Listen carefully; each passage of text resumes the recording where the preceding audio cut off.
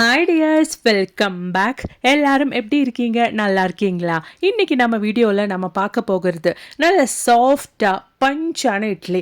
அதுவும் நம்ம ரேஷன் புழுங்கல் அரிசியில் இந்த மாதிரி நல்ல பர்ஃபெக்டான இட்லி, அதுவும் லிட்டர் கணக்கில் நம்ம மிக்ஸி ஜாரில் அரைச்சி எடுத்துடலாம்.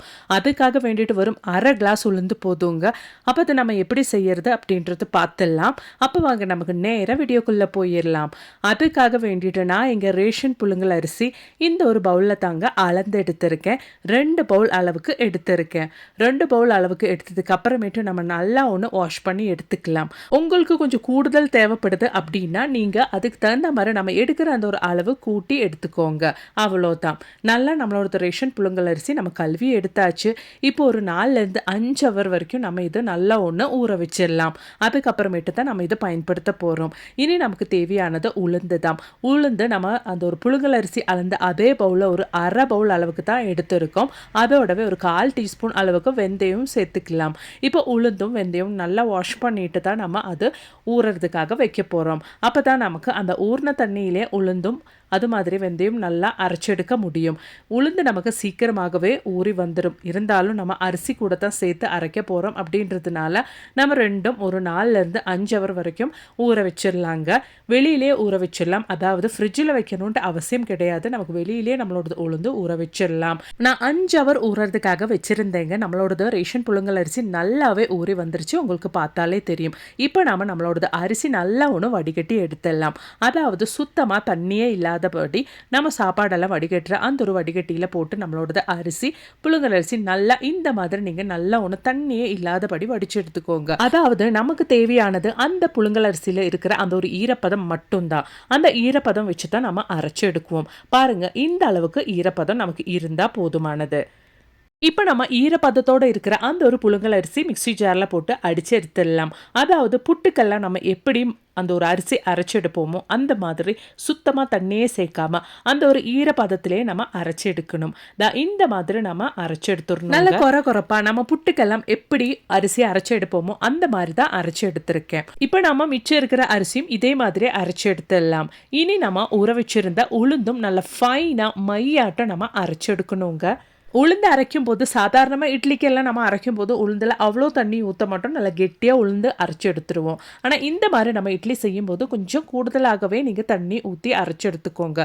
ஏன்னா இந்த உளுந்தில் இருக்கிற அந்த ஒரு தண்ணி, அதாவது உளுந்து அரைச்சி எடுக்கிற அந்த ஒரு பேட்டர் வச்சு தான் நம்மளோட இட்லி பேட்டர் செட் பண்ணி எடுக்க போகிறோம். இப்போ நம்ம நல்லா ஃபைனாக மையாட்டம் நம்மளோட உளுந்து அரைச்சி எடுத்துட்டோம். இப்போ நாம் இந்த ஒரு மிக்ஸெல்லாம் வச்சு எப்படி இட்லிக்கு செட் பண்ண போகிறோம் அப்படின்றது பார்த்துடலாம். இப்போ ஆல்ரெடி நம்ம புட்டு பதத்துக்கு அரைச்சி எடுத்த அந்த ஒரு அரிசிக்கு மேலே தான் நம்ம அரைச்சி அந்த ஒரு உளுந்து ஊற்ற போகிறோம். உங்களுக்கு பார்த்தாலே தெரியும். நல்லா உளுந்து ஊற்றுனதுக்கு அப்புறமேட்டு நம்ம கையால் இது ஃபைனாக மிக்ஸ் பண்ணி எடுத்துடணும். இதனால தான் நான் உளுந்து அரைக்கும் போது கொஞ்சம் கூடுதலாகவே தண்ணி ஊற்றியிருந்தேன். ஏன்னா வேறு தண்ணி நம்ம ஊற்றுறதுக்கு பதிலாக உளுந்தில் இருக்கிற அந்த தண்ணி நமக்கு தாராளமானது. இனி உங்களுக்கு தண்ணி பத்தலை அப்படின்னாலும் இன்பிட்வீனில் உங்களுக்கு தேவையான அளவுக்கு நீங்கள் கொஞ்சம் கூட எடுத்து ஊற்றிக்கலாம். இப்போ நான் தேவையான அளவுக்கு உப்பும் போட்டு கையாலேயே நல்லா மிக்ஸ் பண்ணிட்டு இருக்கிறேங்க. கை நல்லா வாஷ் பண்ணிவிட்டு நம்ம மாவு குழச்சி எடுத்துட்டோன்னா நம்ம கையில் இருக்கிற குட் பாக்டீரியாஸே நம்ம இட்லி பதத்துக்கு நல்லா நம்மளோட மாவு பொந்தி வர்றதுக்கு ஹெல்ப் பண்ணும். நல்லா புளிச்சு வர்றதுக்கு ஹெல்ப் பண்ணும். நல்லா மிக்ஸ் பண்ணிக்கலாங்க. கொஞ்சம் கூட தண்ணி நமக்கு தேவையாக இருந்துச்சு. அந்த உளுந்து அரைச்ச மிக்ஸி ஜார்லேயே நல்லா கழுவிட்டு அந்த தண்ணி கூட நான் சேர்த்து நல்லா மிக்ஸ் பண்ணிட்டு இருக்கிறேங்க.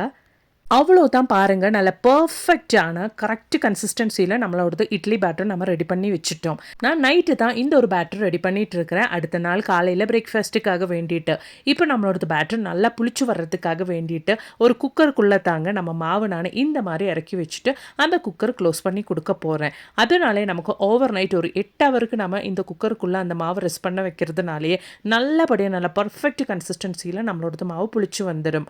பாருங்கள், இப்போ அடுத்த நாள் காலையில் தான் இந்த ஒரு குக்கர் நான் உங்களுக்கு ஓப்பன் பண்ணி காமிக்கிறேன். நல்லா பர்ஃபெக்ட் கன்சிஸ்டன்சியில் நம்ம மிக்ஸ் பண்ணி குழச்சி வச்சுருந்த நம்மளோட இட்லி பேட்டர் இங்கே ரெடி ஆயிருச்சு. நான் உங்களுக்கு அது ஓப்பன் பண்ணி காமிக்கிறேன். நல்ல டேஸ்டியான ஹோட்டல்ல இருந்தெல்லாம் நம்ம சாப்பிடுற மாதிரி இட்லி சாப்பிட்றதுக்கான பேட்டர் இங்கே பர்ஃபெக்டாக ரெடி ஆயிடுச்சுங்க. இந்த பேட்டர் பார்த்தாலே உங்களுக்கு தெரியும், அவ்வளோ ஒன்றும் ஓவராக புளிச்சு போகல. அந்த கரெக்ட் கன்சிஸ்டன்சிலேயே நம்மளோட பேட்டர் நமக்கு புளிச்சு கிடச்சிருக்கு. இப்போ நல்லா ஒன்று மிக்ஸ் பண்ணி விட்டுட்டு ஒரு 5 நிமிஷம் டைமுக்கு நம்மளோட பேட்டர் அப்படியே ரெஸ்ட் பண்ணுறதுக்காக வச்சதுக்கு அப்புறமேட்டு நம்ம இட்லி ஊற்றி எடுத்துக்கலாம். இந்த ஒரு பேட்டரில் நம்ம இட்லி மட்டும் இல்லைங்க, பணியாரம் அது மாதிரி தோசை எல்லாமே நம்ம செஞ்சு எடுத்துக்கலாங்க. அவ்வளோ நல்ல கிறிஸ்பியாகவும் டேஸ்ட்டாகவும் இருக்கும். இப்போ கொஞ்சம் கூட தேவையான அளவுக்கு உப்பு போட்டு நல்லா ஒன்று மிக்ஸ் பண்ணி கொடுத்துடலாம். அவ்வளோதான். நம்ம இனி ஒரு 5 நிமிஷம் டைமுக்கு ரெஸ்ட் பண்ணுறதுக்காக வச்சிடலாம். 5 நிமிஷம் டைம் முடிஞ்சிருச்சுங்க. நான் இட்லி தட்டில் நம்மளோட மாவு ஊற்றிட்டு இருக்கிறேன். நம்ம நல்லா ஒன்று ஸ்டீம் பண்ணி எடுத்துக்கலாம். இட்லி தட்டில் இட்லிக்கான மாவு ஊற்றியாச்சு. இனி நம்மளோட இட்லி நல்லா ஸ்டீமாகி வர டைமில் ஒரு ஹெல்த்தியான சட்னி ரெசிபி கூட நம்ம பார்த்துட்டு வந்துடலாங்க. அப்போ அதுக்காக வேண்டிட்டு நான் இங்கே எடுத்துருக்கிறது சுரக்காய் தாங்க. சுரக்காய் நல்ல ஹெல்த்தியான சட்னி தான். இந்த ஒரு சுரக்காய் யூஸ் பண்ணி நம்ம செய்ய போகிறோம். சுரக்காயில் நிறைய ஹெல்த் பெனிஃபிட்ஸ் இருக்குங்க. சுரக்காயில் உள்ள அந்த ஒரு கரையக்கூடிய நார்ச்சத்து குடல் இயக்கங்களை ஒழுங்குபடுத்துறதுக்கு ஹெல்ப் பண்ணுது. இது குடல் இயக்கங்களை சீராக்கி மலச்சிக்கல் ஏற்படுவதை தடுக்குகிறது. சுரக்காய் உடலில் உள்ள நச்சுக்களை வெளியேற்றி எடை குறைக்கவும் உதவுகிறது. சுரக்காயில் இருக்கும் வைட்டமின் ஏ மற்றும் பிற சத்துக்கள் நோய் எதிர்ப்பு மண்டலத்தை வலுப்படுத்தவும் உதவுகிறது.